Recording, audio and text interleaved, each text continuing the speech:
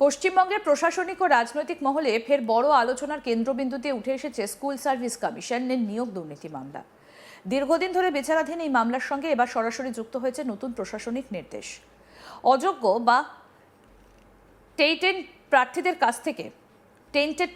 কাছ থেকে বেতন ফেরত নেওয়া হবে। নতুন সরকারের ক্ষমতায় আসার পরে এই নির্দেশ কার্যত রাজ্যের শিক্ষা দপ্তরের ভেতরে নতুন করে তোলপাড় তৈরি করেছে। জেলা প্রশাসন থেকে শুরু করে স্কুল স্তর পর্যন্ত পৌঁছে গেছে নির্দেশ, আর তার ভিত্তিতে শুরু হয়েছে অ্যাকশন টেকেন রিপোর্টের তৈরির প্রক্রিয়া। পুরো ঘটনাকে কেন্দ্র করে আবার প্রশ্নের মুখে রাজ্যের শিক্ষা প্রশাসন, পূর্ববর্তী সরকারের ভূমিকা এবং আদালতের নির্দেশ বাস্তবায়নের গতি। প্রশাসনিক সূত্রে জানা যাচ্ছে 2016 সালের এসএসসি নিয়োগে যে অনিয়মের অভিযোগ উঠেছিল সেই মামলা ইতিমধ্যে সেন্ট্রাল ব্যুরো অফ ইনভেস্টিগেশন 1806 জন শিক্ষক এবং 3512 জন অশিক্ষক কর্মীকে অযোগ্য বা টেন্টেড হিসেবে চিহ্নিত করেছে। পরবর্তীতে স্কুল সার্ভিস কমিশন নিজের তদন্তে এই তালিকাকে স্বীকৃতি দিয়ে অফিসিয়াল পোর্টালে নাম প্রকাশ করে। সুপ্রিম কোর্টও এই তালিকার বিরুদ্ধে হস্তক্ষেপ করেনি, অর্থাৎ আইনগতভাবেই এই তালিকা কার্যত বৈধ অবস্থানে রয়েছে। সেই ভিত্তিতেই এখন নতুন করে শুরু হয়েছে বেতন ফেরত আদায়ের প্রক্রিয়া। বিকাশ ভবন থেকে ইতিমধ্যেই সমস্ত জেলা শাসকদের কাছে নির্দেশ পাঠানো হয়েছে, যেখানে স্পষ্টভাবে বলা হয়েছে দ্রুত অ্যাকশন টেকেন রিপোর্ট জমা দিতে হবে। এই নির্দেশের পরে জেলা শাসকেরা সেই নথি জেলা স্কুল পরিদর্শকদের কাছে পাঠিয়েছেন। এরপর সেই তথ্য স্কুল প্রধানদের কাছেও পৌঁছে দেওয়া হয়েছে।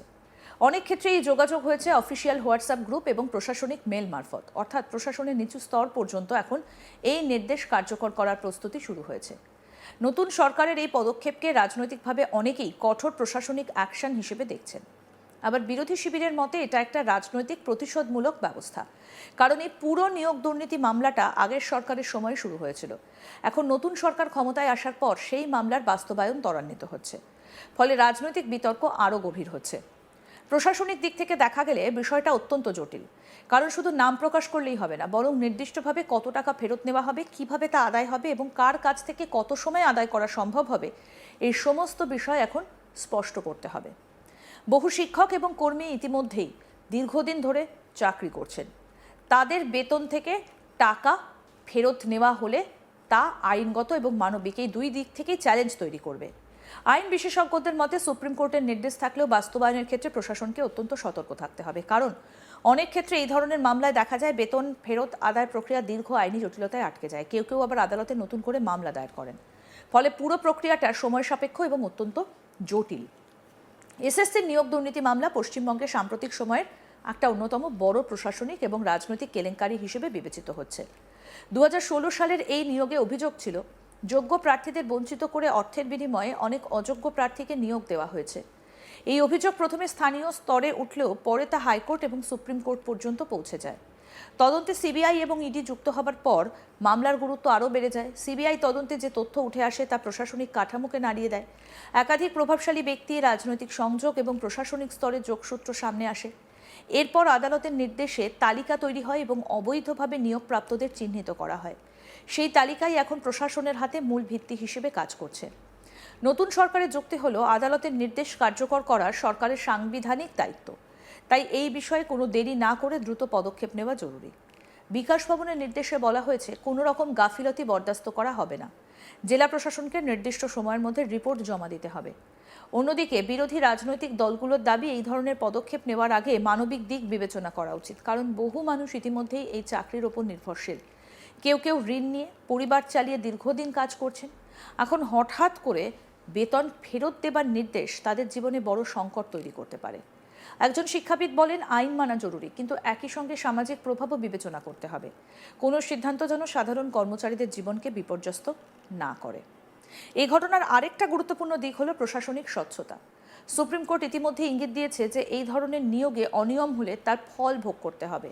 ফলে সরকার এখন আদালতের নির্দেশ বাস্তবায়নে বাধ্য, কিন্তু বাস্তবে সেই নির্দেশ কার্যকর করা সহজ নয়। স্কুল স্তরে এই নির্দেশ পৌঁছানোর পর থেকেই উদ্বেগ তৈরি হয়েছে। অনেক স্কুল প্রধান এখন দ্বিধায় রয়েছেন কিভাবে এই তালিকা অনুযায়ী ব্যবস্থা নেওয়া হবে, কারণ অনেক শিক্ষক দীর্ঘদিন ধরে কাজ করছেন এবং তাদের সরাসরি অপসারণ বা বেতন ফেরত প্রক্রিয়া বাস্তবায়ন হলে স্কুলের পড়াশোনাও ব্যাহত হতে পারে। একজন স্কুলের প্রধান বলেন, আমরা প্রশাসনিক নির্দেশ পেয়েছি, কিন্তু বাস্তব পরিস্থিতি খুবই জটিল। একদিকে আইন, অন্যদিকে স্কুল পরিচালনা। এই ঘটনার মধ্যে রাজনৈতিক প্রভাবও স্পষ্ট। বিরোধীরা দাবি করছে নতুন সরকার আগের সরকারের সময় দুর্নীতির সামনে এনে রাজনৈতিক সুবিধে নিতে চাইছে। এই বিষয়ে আমাদের প্রতিনিধি অনির্বাণ কি প্রতিবেদন তুলে ধরেছেন, আসুন দেখি। পশ্চিমবঙ্গ সরকার বদল হতেই একের পর এক অ্যাকশন নিচ্ছেন মুখ্যমন্ত্রী শুভেন্দু অধিকারী।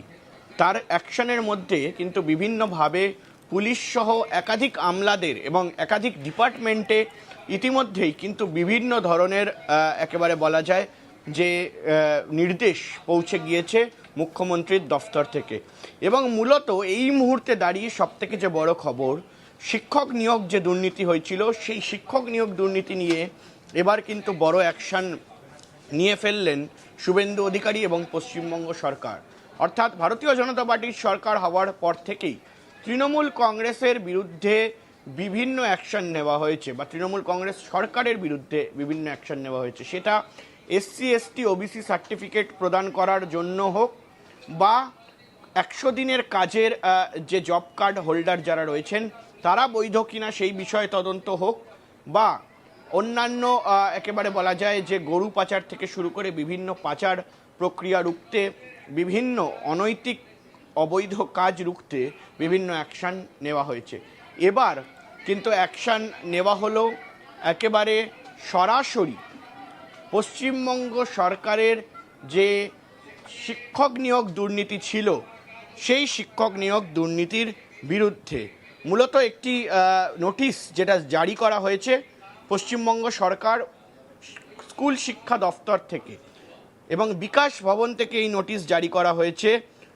একেবারে এই নোটিশ গিয়েছে senior special secretary to the government of West Bengal school education department. সেখানে কি বলা হয়েছে এবং তার পাশাপাশি কিন্তু এই যে চিঠি, সেই চিঠি কিন্তু পৌঁছে গিয়েছে প্রতিটি ডিস্ট্রিক্টে, অর্থাৎ ডিস্ট্রিক্ট ম্যাজিস্ট্রেটদের কাছে। এবং সেই চিঠিতে স্পষ্ট বলা হয়েছে যে এই মুহূর্তে দাঁড়িয়ে যে সুপ্রিম কোর্টের অর্ডার ছিল, সেই সুপ্রিম কোর্টের অর্ডার মেনে পশ্চিমবঙ্গ সরকার একটি অ্যাডভাইজারি জারি করছে। যে অ্যাডভাইজারিতে কিন্তু স্পষ্ট বলা হচ্ছে যে যারা শিক্ষক নিয়োগ দুর্নীতির সঙ্গে যুক্ত ছিলেন, অর্থাৎ যারা দাগি শিক্ষক ছিলেন, তাদেরকে কিন্তু এই মুহূর্তে পুরো যে মাইনের টাকা অর্থাৎ যে বেতন, সেই বেতনের যে টাকা, সেই টাকা ফেরত করতে হবে রাজ্য সরকারকে। এবং বলে রাখা ভালো যে এই মুহূর্তে দাঁড়িয়ে যে মেমো তৈরি হয়েছিল 31শে ডিসেম্বর 2025 সালে, সেখানে কিন্তু স্পষ্টভাবে লেখা ছিল সুপ্রিম কোর্টের পক্ষ থেকে যে এই ধরনের একটি পদক্ষেপ কিন্তু পশ্চিমবঙ্গ সরকারের তরফ থেকে নেওয়া হবে। এবং বিকাশ ভবন থেকে কিন্তু এই যে চিঠি, সেই চিঠি জারি করা হয়েছে। 2016 সালের যে শিক্ষক নিয়োগ দুর্নীতি মামলা, সেই মামলায় ইতিমধ্যেই কিন্তু পার্থ চট্টোপাধ্যায়, রাজ্যের প্রাক্তন শিক্ষামন্ত্রী, তিনি জেলে গিয়েছিলেন। একাধিক লিঙ্ক ধরে একাধিক ব্যক্তিত্বকে জেলে পাঠানো হয়েছিল এবং এই শিক্ষক নিয়োগ দুর্নীতি মামলা থেকে কিন্তু উঠে এসেছিল। এবং তারই মধ্যে এই মুহূর্তে দাঁড়িয়ে CBI তারা কিন্তু আইডেন্টিফাই করেছিল এই শিক্ষক নিয়োগ দুর্নীতি মামলা যখন তদন্ত হয়, সেই সময় 1806টি টিচিং স্টাফ এবং 3512টি নন টিচিং স্টাফ, তাদেরকে কিন্তু দাগি হিসাবে গণ্য করা হয়েছিল। অর্থাৎ এই দাগি যারা রয়েছেন তাদের থেকেই কিন্তু গোটা যে বেতনের টাকা সেটা ফেরত দিতে হবে, সেই রকম প্রসঙ্গ এর আগেও সুপ্রিম কোর্টের তরফ থেকে উঠেছিল এবং সুপ্রিম কোর্ট কিন্তু 26,000 চাকরিও বাতিল করেছে।